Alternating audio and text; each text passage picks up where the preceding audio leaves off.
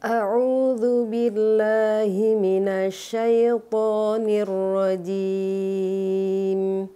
Bismillahirrahmanirrahim. Wattini wazzaitun wa turi sinina wa hadzal baladil amin. Laqad khalaqnal insana fi ahsani taqwim. Thumma radadnahu asfala safilina illa alladzina amanu wa amilus solihati falahum ajrun ghairu mamnun. Fama yukadzibuka ba'du biddin. Alaisallahu biahkamil hakimin.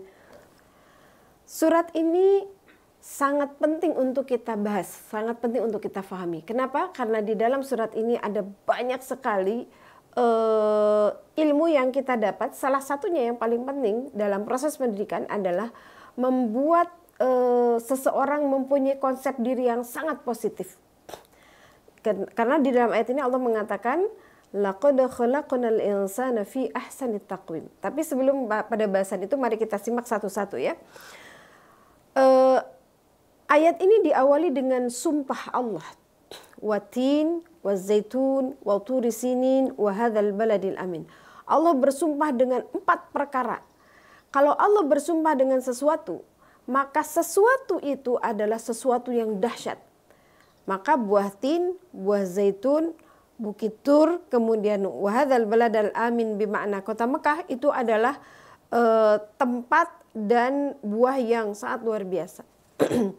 Di dalam bahasan tentang watin, para ahli tafsir lebih condong mentafsirkan ini sebagai buah tin. Buah tin ini buah yang sangat dahsyat. Ilmu pengetahuan itu membuktikan bahwa buah tin mempunyai khasiat yang banyak. Maka ketika kita mentadaburi ini kepada murid atau kepada anak-anak, kita bisa mengeksplor, bisa menugaskan kepada anak-anak cari tentang khasiat buah tin, buah zaitun. Bahkan di dalam Al-Quran surat Al-A'raf ayat 22, zaitun ini disebutkan oleh Allah sebagai waraqil jannah, sebagai daun-daun surga yang digunakan oleh Nabi Adam alaihissalam ketika di surga mereka menutup auratnya. Sebagian ahli tafsir menyebutkan bahwa waraqil jannah itu, daun-daunan surga itu adalah daun dari pohon zaitun. Kemudian Allah juga bersumpah dengan waturi sinin. Kita bisa mengeksplor ayat ini ketika kita akan mentadaburinya, peristiwa apa yang terjadi di Bukit Tur Sina ini.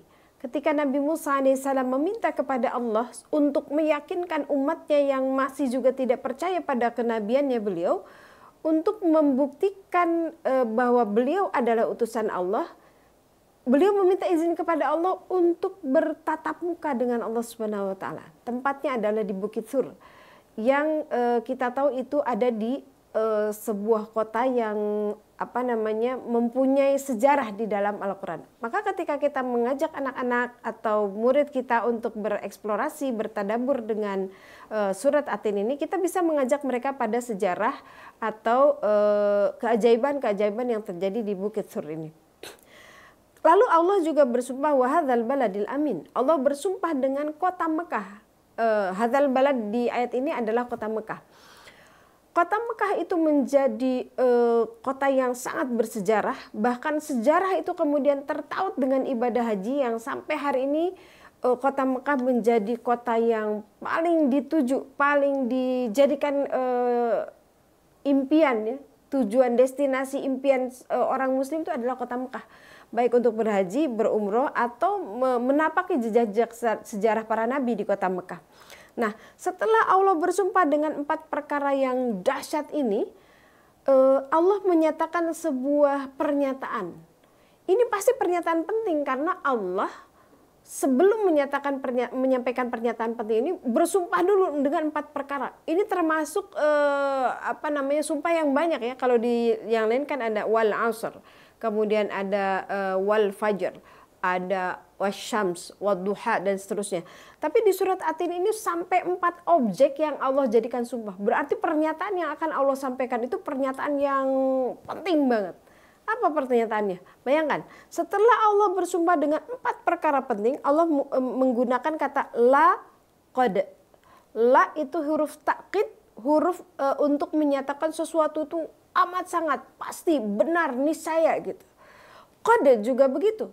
Jadi kata laqad itu kalau dalam bahasa Indonesia seperti apa ya?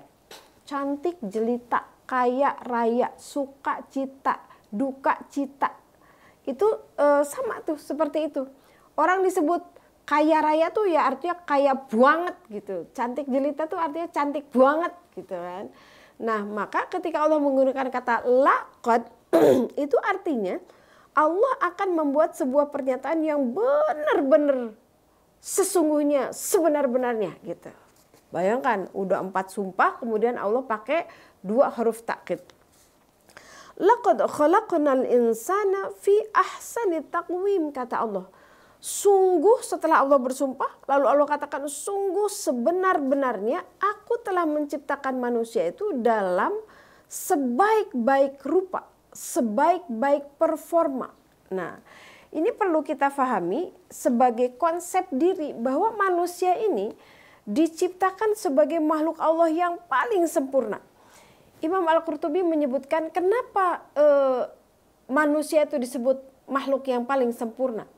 Karena manusia itu mempunyai komposisi fisik yang berdiri tegak. Dia bisa melakukan sesuatu banyak hal dengan tangannya, dengan kakinya. Kemudian Imam Qurtubi juga menyebutkan karena manusia ini diberi akal, diberi nyawa, diberi ilham untuk pada kebaikan, kemudian diberi hati dan diberi panca indera. Jadi komposisi fisik manusia, hati, akal, panca indera itu membuat manusia menjadi makhluk yang paling sempurna. Bukan hanya dari performa fisiknya, tapi dengan performa fisik kemudian hati, akal, panca indera dan seterusnya, manusia mampu melakukan sesuatu yang terbaik yang tidak bisa dilakukan oleh makhluk lain. Makhluk Allah yang lainnya. Maka ahsani taqwim ini harus menjadi konsep diri. Ini kalau kita mengajarkan kepada murid, kepada anak, ini tuh harus ditanamkan banget. Bahwa kita nih manusia adalah the best performance. Kita nih adalah makhluk terbaik. Maka kalau kita dikatakan terbaik oleh Allah, sejatinya kita harus menampakkan di hadapan Allah bahwa kita memang yang terbaik gitu. Kalau kita mengatakan saya yang paling pintar, tapi saya tidak bisa menjawab satu soal pun di dalam soal ujian, itu kan gak relate gitu. Ketika saya mengatakan saya ini orang yang kaya raya gitu, tapi untuk membeli barang yang paling murah pun kita tidak punya, itu kan berarti gak nyambung. Maka ketika Allah mengatakan bahwa kita adalah ahsani taqwim, itu membuat afirmasi kepada kita bahwa kita harus melakukan sesuatu layaknya orang the best gitu. Kalau kita mempunyai label diri seperti yang Allah katakan bahwa kita adalah makhluk terbaik, maka perilaku kita, perkataan kita, perbuatan kita, hasil karya kita, cara berpikir kita, cara bertindak kita, semuanya adalah yang terbaik. Nah, ini penting banget. Bisa jadi ya anak-anak sekarang tuh banyak yang gamang, yang random di dalam hidupnya, mereka nggak jelas mau kemana karena mereka belum punya konsep diri. Ketika seseorang punya konsep diri positif, maka dia akan terafirmasi bahwa dia adalah sebagai yang baik. Ketika orang merasa bahwa saya adalah orang yang cantik gitu, maka dia akan mempercantik dirinya sehingga dia layak disebut orang cantik gitu. Nggak ada orang yang merasa saya tuh yang paling cantik tapi kemudian performa dia tidak menunjukkan orang yang cantik. Ini sebuah pemahaman yang harus betul-betul ditanamkan kepada kita.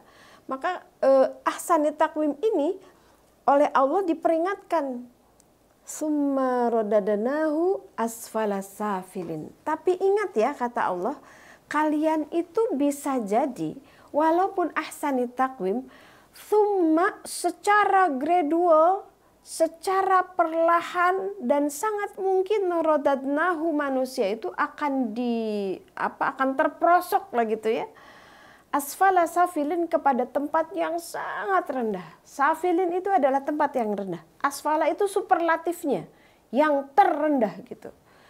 Ketika manusia yang tadi ahsani takwim, tapi dia tidak mempunyai performa, tidak berperilaku, berpikir, berbuat, berkarya, beramal seperti halnya orang yang terbaik, maka di dalam surat Al-A'raf ayat 179 Allah mengatakan orang-orang yang tidak menggunakan hatinya, pada mereka walahum qulubun, mereka punya hati tapi mereka tidak berpikir dengan hati itu. Walahum ainun, mereka punya mata tapi mereka tidak melihat dengan mata itu. Mereka punya telinga tapi mereka tidak mendengar dengan telinga itu. Kalau ada manusia yang sudah dikasih hati, kemudian dia tidak menggunakan hati itu untuk bisa berpikir yang baik, yang benar, lalu dia punya pendengaran tapi dia tidak menggunakan pendengaran itu untuk mendengar yang baik, yang bermanfaat. Dia punya mata tapi mata itu tidak digunakan untuk melihat yang baik dan yang benar, yang bermanfaat. Kal an'am, kata Allah. Mereka itu akan seperti binatang. Ibnu Katsir menyebutkan kal an'am di sini itu adalah menjadi orang kafir. Kemudian ditegaskan lagi oleh Allah, kalau manusia yang tidak berpikir dengan hatinya, tidak mendengar dengan telinganya, tidak melihat dengan matanya, bukan hanya kal an'am, seperti binatang ternak. Bahkan kata Allah, balhum adall, bahkan mereka lebih sesat daripada binatang ternak. Imam Ibnu Katsir menyebutkan yang disebut dengan lebih sesat dari binatang ternak itu apa? Kata beliau, karena binatang ternak itu kan cuma mendengar. Dia mengikuti perintah tuannya, ketika disuruh keluar-keluar, ketika disuruh masuk-masuk. Begitulah. Mereka tidak punya kemampuan apa-apa. Tapi ketika manusia yang diberi hati, diberi akal, diberi panca indera dan seterusnya, dia tidak menggunakannya dengan baik, maka lebih dungu daripada binatang ternak. Artinya apa? Dia udah tidak mau mendengar lagi. Kalau binatang ternak masih mending, dia mendengar sesuatu kemudian dia mengikuti instruksi tuannya. Tapi kalau manusia sudah tidak menggunakan hatinya, matanya, pendengarannya, dia lebih hina daripada binatang ternak. Imam Al-Qurtubi mengatakan kenapa lebih hina dari binatang ternak? Karena menurut Imam Al-Qurtubi, binatang ternak itu kalaupun dia melakukan sesuatu, dia tuh tidak untuk mengejar pahala, tapi dia juga tidak melakukan dosa. Sekarang manusia tidak menggunakan hatinya, akal pikirannya, pendengarannya, penglihatannya, dia akan lebih sesat dari binatang ternak. Kenapa? Karena dia akan mempunyai banyak dosa. Kalau binatang ternak hanya menggunakan pendengarannya dan penglihatannya, dia hanya mengikuti apa yang dia inginkan untuk makan dan lain sebagainya, dia tidak punya dosa. Tapi ketika manusia tidak menggunakan hatinya, akalnya, pikirannya, pendengaran dan penglihatan, bukan saja dia tidak mendapatkan pahala, tapi justru dia akan mendapatkan banyak dosa. Maka dia lebih hina daripada binatang ternak, kata Imam Al-Qurtubi. Jadi ini adalah peringatan kepada Allah. Setelah Allah tadi mengatakan bahwa kita adalah makhluk terbaik, hati-hati tapi ya, kata Allah gitu. Karena bisa jadi kalau kamu nggak menggunakan kalau dalam bahasa Sunda tuh tema pantas maneh, bahasa Indonesianya apa ya? Nggak mematut-matut diri. Nggak mematut-matut diri sebagai orang yang emang the best gitu. Maka dia akan nyungsep ke derajat yang paling rendah. Nah, ini konsep ini harus difahamkan kepada anak-anak kita ketika kita mendidik itu. Kamu ini orang terbaik loh. Karena kamu terbaik, kamu dikasih akal. Gunakan akal itu sehingga kamu tuh menjadi orang yang terbaik. Kamu ini dikasih hati. Gunakan hati ini sehingga kamu tuh menjadi orang yang terbaik. Ini yang harus dielaborasi kemudian kepada anak dalam proses pendidikan ketika kita menyampaikan konsep diri. Tapi Allah tidak hanya menakut-nakuti summa radadnahu asfala safilin. Allah memberikan exception, illalladzina amanu wa amilus shalihat. Maka karena kita adalah ahsani takwim, kuatkan iman kita, lalu wujudkan dalam bentuk amal soleh. Nah, ini yang harus ditanamkan. Jadi supaya kita enggak jadi yang terbaik nih di atas, supaya kita enggak nyungsep, kata Allah, kuatkan iman, lalu perbanyak amal soleh. Amal soleh apa? Itu yang harus dijelaskan kepada anak kita sesuai usianya, sesuai grade-nya. Kalau pendidikan SD, SMP, SMA, apa yang amal soleh yang relate dengan mereka, yang bisa mereka lakukan, keimanan apa yang harus mereka tanamkan, yang harus mereka pegang. Ini yang harus dielaborasi nanti ketika menjelaskan surat At-Tin kepada anak-anak. Lalu kemudian setelah tadi Allah membuat afirmasi kepada kita, kita tuh ahsani takwim. Allah ngasih warning kepada kita, jangan sampai summa radadnahu asfala safilin ya. Supaya kamu enggak terjerumus kepada serendah-rendahnya tempat, maka kata Allah beriman dan beramal soleh. Lalu kemudian Allah memberikan reward kepada kita sebagai sebuah stimulus. Falahum ajrun ghairu mamnun. Kalau kita beriman, kalau kita beramal soleh, karena kita adalah ahsani takwim, kita tidak akan terjerumus ke tempat yang lebih rendah, yang paling rendah. Bahkan kata Allah, falahum ajrun ghairu mamnun. Orang-orang seperti itu akan mendapatkan pahala yang ghairu mamnun. Tak terbatas, unmeasurable, tidak terbayangkan, tidak terukur, tidak terbeli, tidak tergantikan. Ghairu mamnun ini adalah pahala yang akan Allah berikan nanti di akhirat, tapi bisa juga ghairu mamnun ini adalah keberkahan yang Allah berikan di dunia. Ketika kita menggunakan akal kita menjadi orang yang baik misalnya, lalu kemudian kita mendapatkan apresiasi dari teman, jadi kita punya teman yang baik, kita punya saudara yang baik, itu ghairu mamnun. Kita maksimal nih beramal soleh, beriman dan beramal soleh sebagai orang tua, lalu kita menjadi orang tua yang terbaik. Lalu kita mempunyai ajrun, pahala dari Allah apa? Kita punya anak yang soleh, ghairu mamnun. Anak yang soleh itu tidak bisa dibeli, tidak bisa diukur. Itu ghairu mamnun. Ketika kita menjadi istri yang ahsani takwim, sebaik-baik istri, maka kemudian Allah kasih hadiah kepada kita suami yang soleh. Suami yang soleh itu ghairu mamnun. Kita sebagai karyawan, ahsani takwimnya kita sebaik-baik karyawan. Lalu kita punya bawahan, punya atasan, punya rekan kerja yang soleh, yang baik. Itu ghairu mamnun. Ketika kita menjalani hidup sesuai pedoman Allah, lalu kita punya rasa tenang. Rasa tenang itu adalah pahala dari Allah dan itu ghairu mamnun. Kita punya rasa syukur, kita punya rasa qanaah, kita punya rasa sabar. Itu adalah rezeki dari Allah yang bisa jadi itu dikaruniakan oleh Allah ketika kita beriman, beramal soleh. Dan semua itu ghairu mamnun. Tidak akan pernah bisa dibeli, tidak terukur dan tidak terbatas.